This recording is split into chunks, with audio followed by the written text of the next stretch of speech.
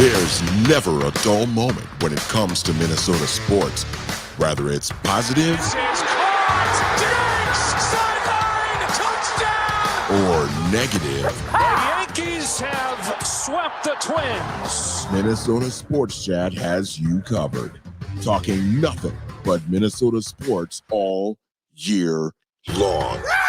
It's time now for the soon-to-be award-winning, if only in his own mind, Minnesota Sports Chat with your host, Ross Brendel. Hey, that's me. Welcome inside edition number 193 of Minnesota Sports Chat, presented by Beans Coffee Company. Use the promo code SportsChat at coffeebybeans.com when you nab some of that great tasting coffee this holiday season. A reminder to please tell your family and friends about Minnesota Sports Chat. Rate and review kindly on Apple and Spotify. Please make sure you listen or watch the most recent version of this pod as well in this feed with Corbu Status from St. Thomas, the voice of St. Thomas football, men's basketball. Caught up on all things St. Thomas, their D1 transition. Some would make the case they are owning that transition. Also talked with Corbu about his time working at the University of Minnesota, doing some pre- and post-game stuff. He called some games as well, even a little Formula One talk. Very fun conversation with one of the voices of St. Thomas Athletics, Mr. Corbu Status. That brings us to today. It is the Minnesota Golden Gophers review and preview edition because we are contractually obligated to do so after just another gut punch of a loss last Saturday at Huntington Bank Stadium. The Gophers fall late, very late, by a final score of 27-26. 26th? How about 27-26 to Brett Bielema in the Illinois Fighting Illini? Paddock deep down the field. Paddock throws it in there. John Paddock, a hero for the Illini.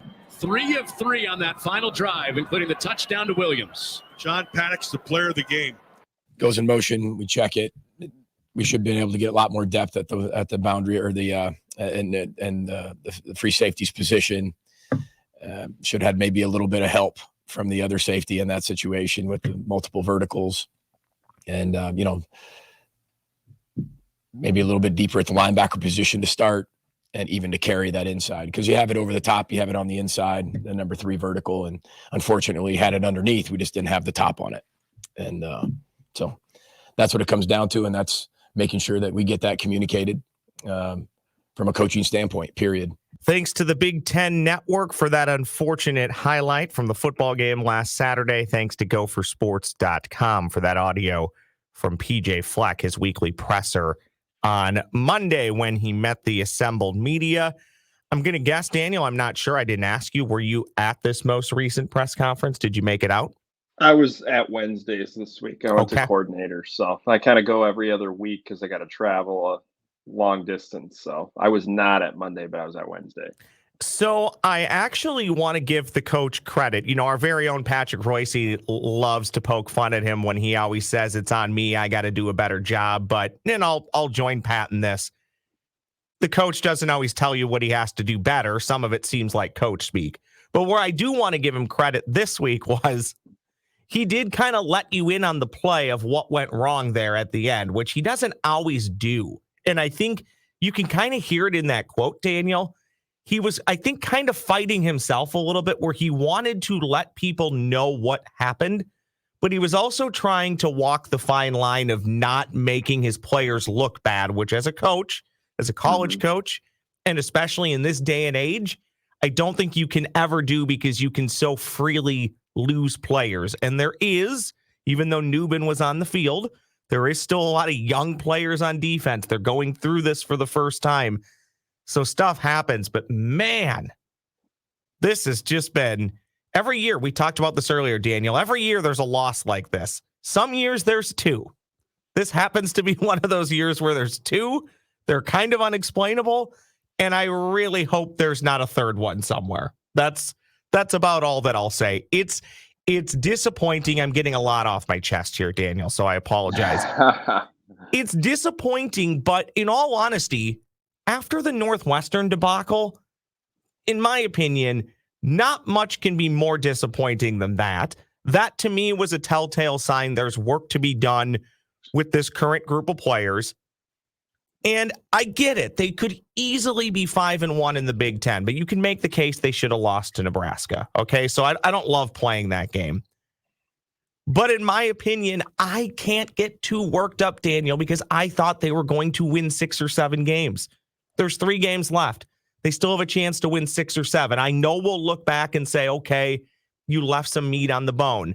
But again, I would be an outright hypocrite and lunatic if I was super upset if at the end of the year they finished with 6 or 7 wins when that's about where I thought they would be. And you can argue, well, the Big Ten West isn't very good. You're right, but guess what? Candidly, the Gophers aren't very good right now. So it is what it is. Yeah, I'd say, you go back and you look at these games and you can pull out a handful of plays. I always say 3 or 4 key plays over the course of a game end up defining the outcome.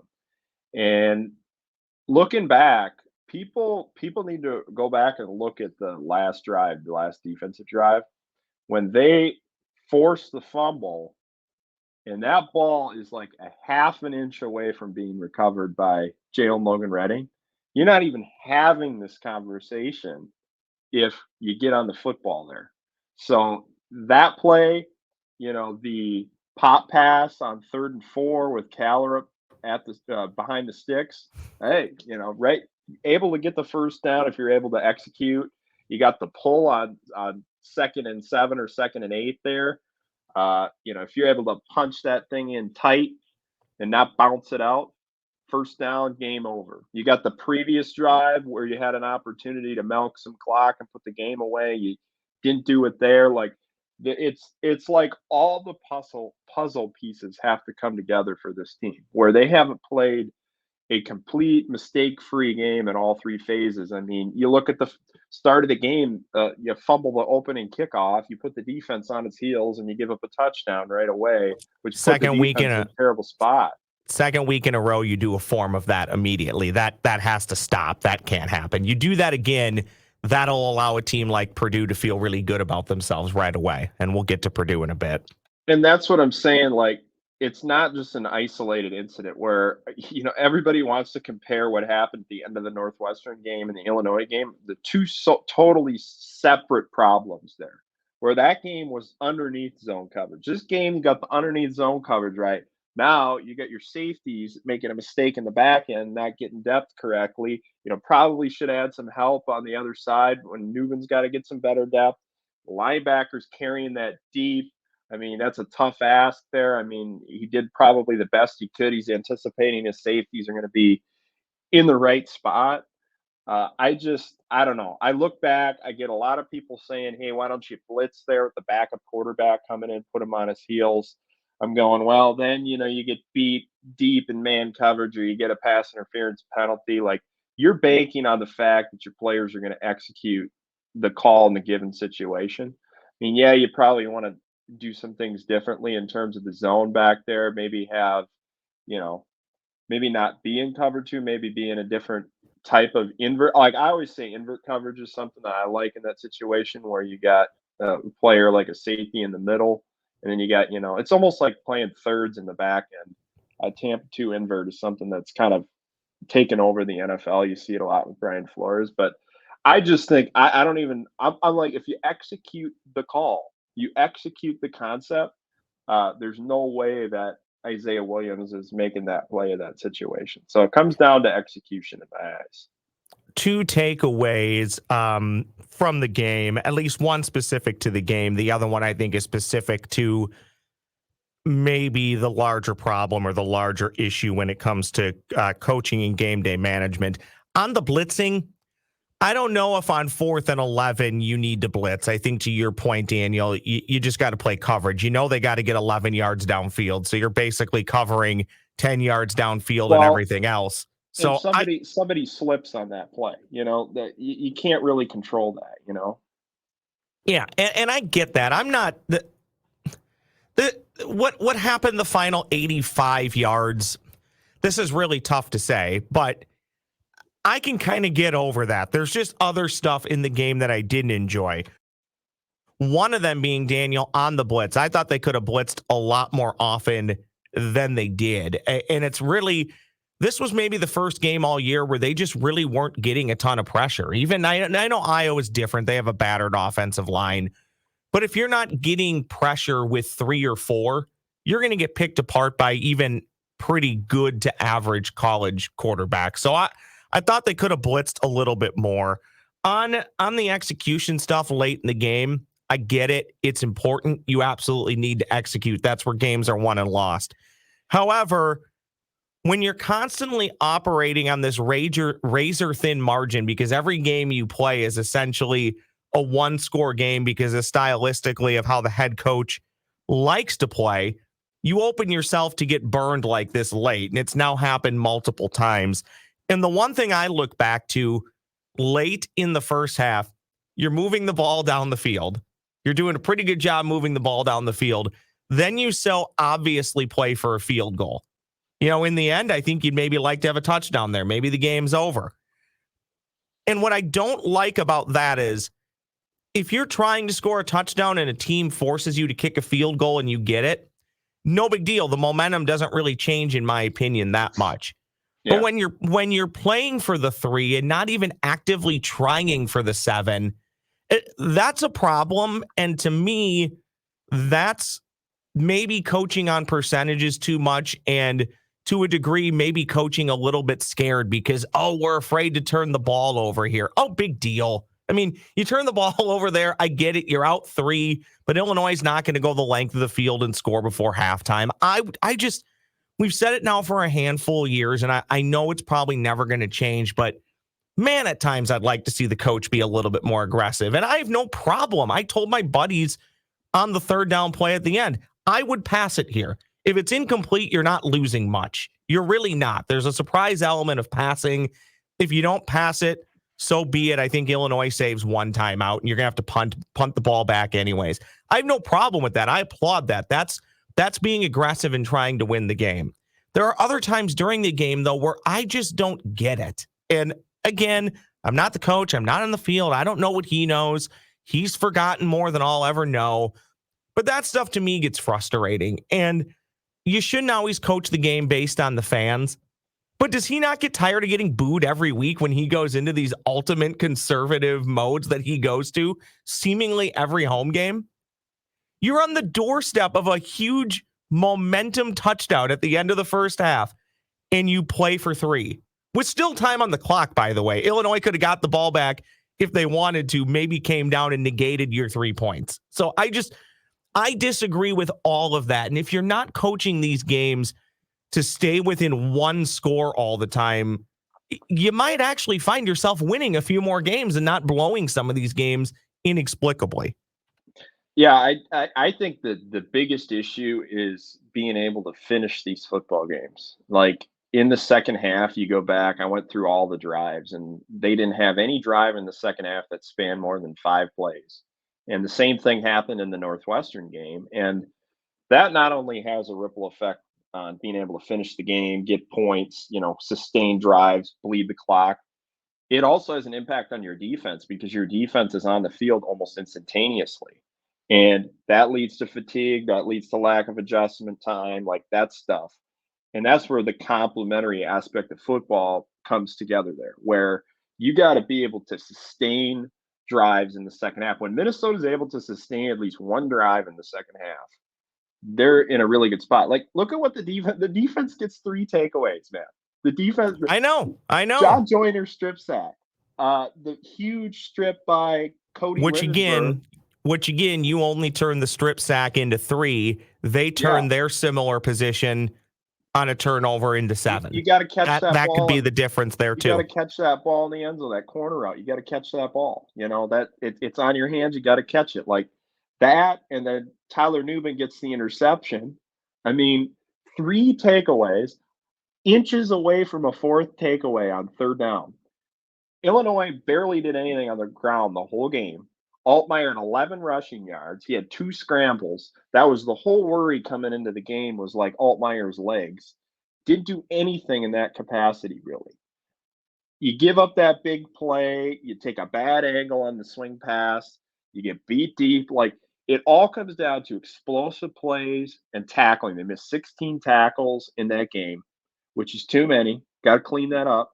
But like, they were able to generate enough pressure. Like, you look at the pressure numbers, they were able to do enough there to affect the quarterback and nearly have another huge fourth takeaway at the end of the game. Like, it just is unbelievable to me because the whole conversation about the defensive play would have been completely different if two plays don't happen, and they can't happen. But it just, I watched the second half film and I detail and look at it. I'm like, man, they played really well in the second half up until that last drive, pretty much. Outside of that and the swing pass.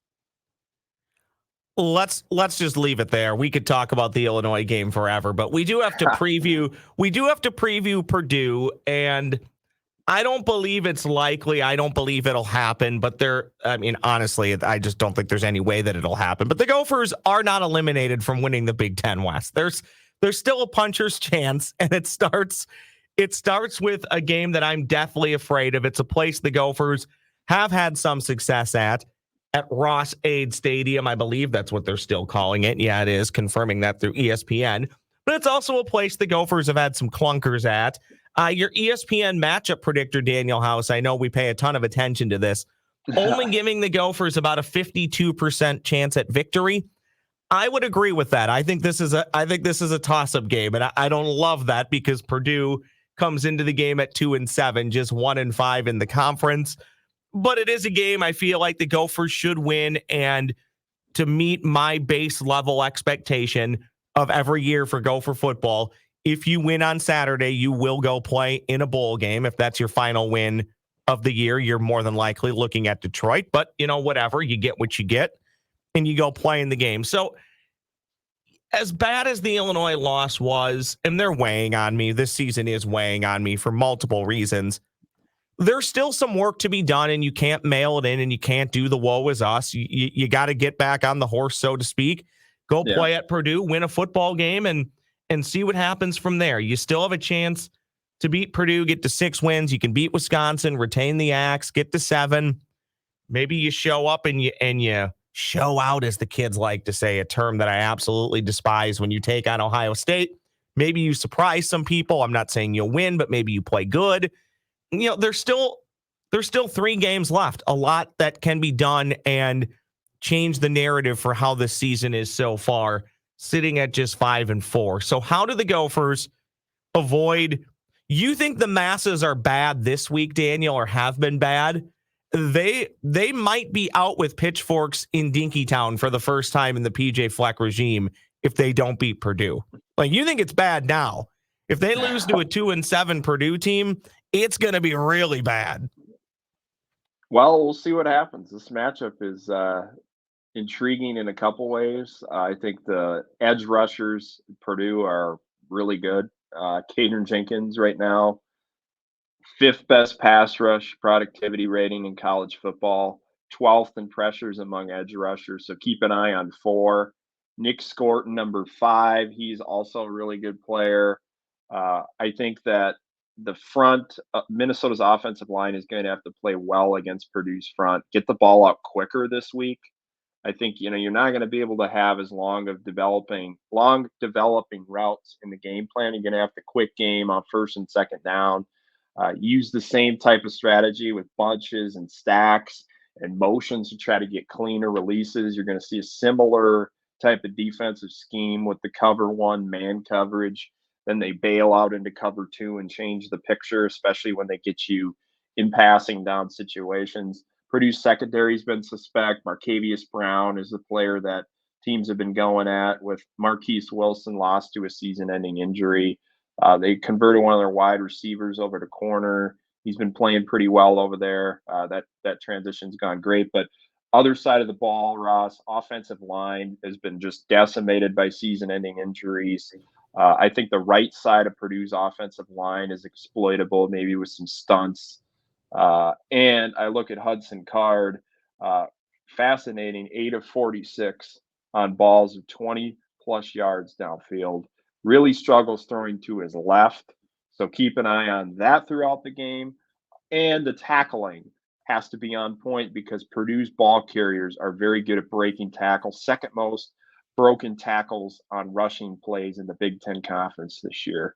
So Maccabee, Tyrone Tracy, both are very elusive runners. So you got to be able to tackle well within those outside zone and gap schemes. I think this is also a game too, and I don't think programs do this, but Purdue hasn't scored more than 14 points in a game in over a month. But then you look at who they played, well, that's a little explainable. They were at Iowa, they hosted Ohio State, they played Nebraska, who's got things figured out defensively, and they were at Michigan. So to me, yeah, that's not great, but I think we'd all be kidding ourselves if we said the Minnesota defense at this point was playing consistently at the same level as maybe some of those defenses.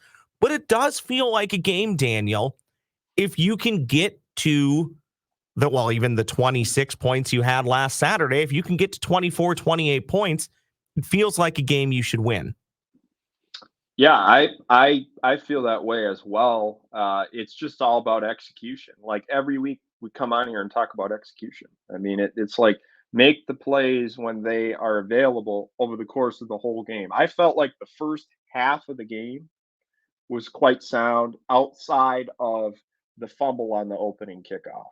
You know, the defense had a little detail lapse in the red zone twice, but you know, it's the offense was able to make a lot of formational motion decisions that got guys open and created plays, but then you get to the second half and it was a total different story. So against Purdue on the road, you have to be able to play mistake-free football. You can't give away the football. You have to be able to win the turnover battle. You got to tackle well. You got to limit explosives. And with this air raid style attack that Graham Harrell runs of spreading you out, coverage communication has to be on point at every aspect of this game. Does Sean Tyler have the football version of the yips? I think so. The fumbles are incredible. The fumble on the kick return to start the game, when that happened, Daniel, that was not even a vicious hit. He was going to the ground, just lost the ball, and then just his fumbles carrying the ball this year.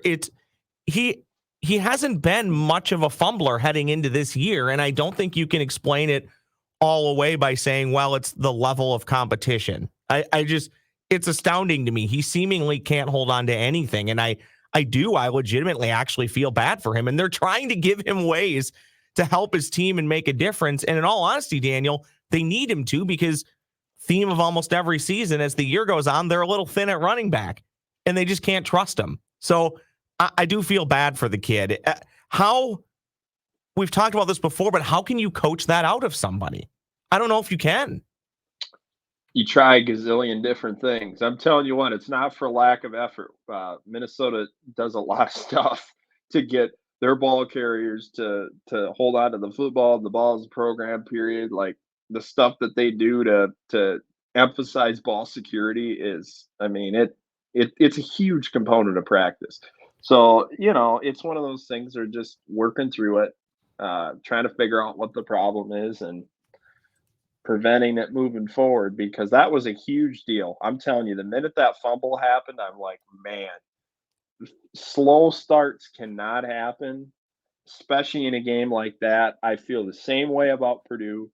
You cannot start slow. You got to get off to a quick start and execute in the first 15 minutes to put yourself in a good position and gain confidence going into the final three quarters. So speaking of game management, we'll finish with this, and then we'll take a look around the Big Ten and some other stuff that's happening over the weekend. Heads or tails? You want the ball to start the game, or do you want to defer?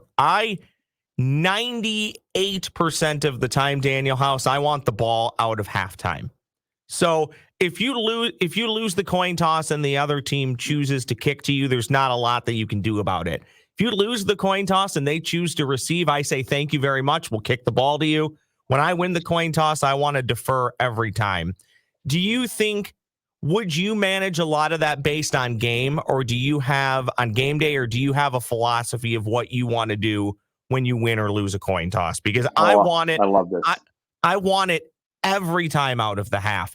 I look at it right away and say, man, if I got to kick the ball, if I'm kick the ball to Illinois, I don't want them to score, because in my head, I'm immediately playing, okay, well, then when we get the ball, we need to at least get 3 or 7 out of half. That's how I start to look at it.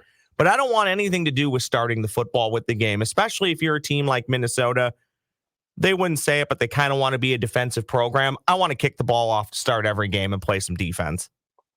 I would say my philosophy on this, I'm glad you asked, is basically driven by the opponent that you're playing. So, like, if you're playing an opponent that's very efficient offensively and they're explosive, I would support taking the football first and trying to go on a nice scripted drive that allows you to get points immediately, and then get off to a quick start, establish and kind of change the flow of the game. Even like factors such as whether you're home or on the road, your personnel that you have available. Like every week, you got to look at it a little bit differently.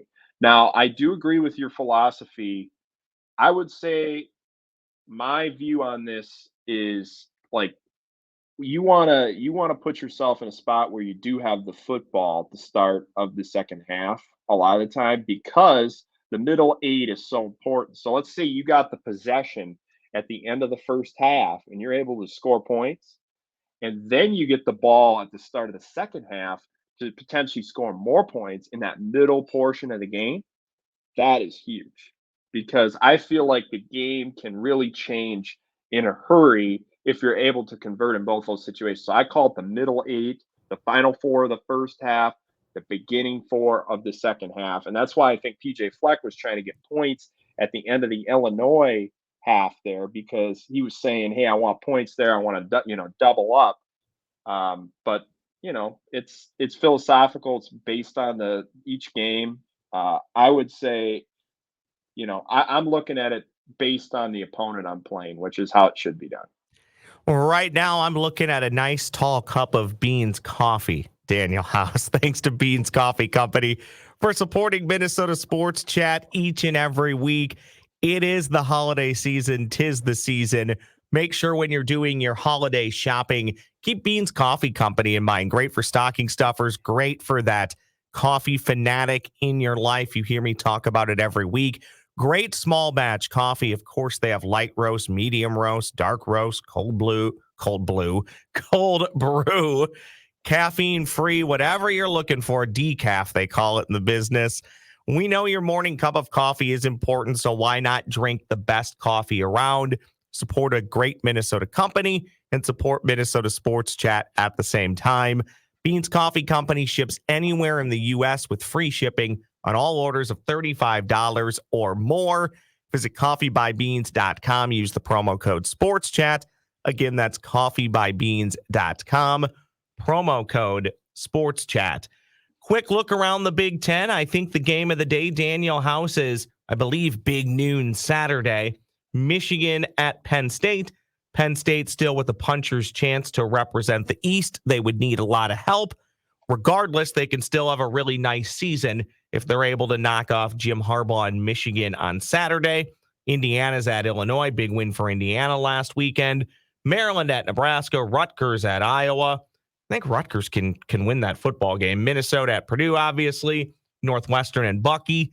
And Michigan State and Ohio State. I think really the game of the day, Daniel's the one I led off with, Michigan and Penn State. Yeah, I'm fascinated to see what happens in that game, not only just because of the matchup, but what's going to happen with Jim Harbaugh later in the week here. Is the Big Ten going to suspend him? And if that happens, is Michigan going to take some sort of legal action to be able to delay the suspension? I would say yes. So we'll be keeping an eye on that one. I want to see, what does Manny Diaz do defensively in that game? How does he scheme it up? I really like Penn State's pass rush, but the key is going to be stopping the run on first and second down, handling all that pulling action, being able to ID that, stop the run, get Michigan into obvious passing situations, and then you can get very creative with your personnel, doing things with your front, sending different pressures, getting Michigan in a spot where they're not in control. They're not ahead of the sticks. They're not in flow, because all year Michigan's offense has been just constantly efficient. Can you put them in a spot where they're on their heels in a tough environment? That's what I want to see during that game. In the 2:30 slate across the country, you have Utah taking on Washington, 6 p.m., a game that stylistically I think could be fun. You have Ole Miss at Georgia, Lane Kiffin v. Kirby Smart. Anything else you're looking forward to watching on Saturday? Also, Tennessee travels to Missouri in the 2:30 window. That could be a ton of fun as well. You talked about last week, Daniel. The SEC is almost always must-watch college football. Yeah, I'm very excited to watch Ole Miss and Georgia. I think that's going to be a very good matchup. Lane Kiffin has got that team playing very efficient offensively. I love their offense. I want to see how Georgia's defense responds to some of the looks that I know Lane will be cooking up. I just enjoy watching his teams play. I think he's very innovative, sharp, has done a nice job of keeping up with the trends of where the game is going. So always fun watching a really good offense that's innovative versus a Kirby Smart defense. I can't wait for that. I will remind people, I've said this for a few years now on this pod, Daniel, and I know you'll probably laugh at it. PJ Fleck, for likely still many years, is the current head coach at the University of Minnesota. Lane Kiffin is the next head coach at the University of Minnesota. And I can't wait. Daniel, what is at GophersGuru.com for people to check out? You can check out a breakdown of the offense, first half versus second half. What was different? The presence of Johnny Newton was very, very, very key for Illinois. Also, you're going to see a preview piece for the Purdue game that includes some insight on the defense, some of the things I talked about today, plus the preview of what to watch for all the keys for Saturday's game. And on the X machine at Daniel House MN. Thanks, buddy. Appreciate it. We'll talk next week. Hopefully review a Gophers win and preview how the Gophers can shock the world and beat Ohio State. We'll be ready. Let's go. That's Daniel House, GophersGuru.com. Daniel House MN on the X machine. I am at the Ross Brendel on the X machine. And don't forget, you can now find Minnesota Sports Chat on the YouTube machine. Thank you so much to Daniel. Thank you so much to Corbustatus for joining earlier this week in this feed to talk about St. Thomas athletics. I'm back again sometime next week, Tuesday or Wednesday. Look for a new edition of Minnesota Sports Chat. We'll talk again real soon. Sincerely, thank you so much for listening and sharing with your family and friends.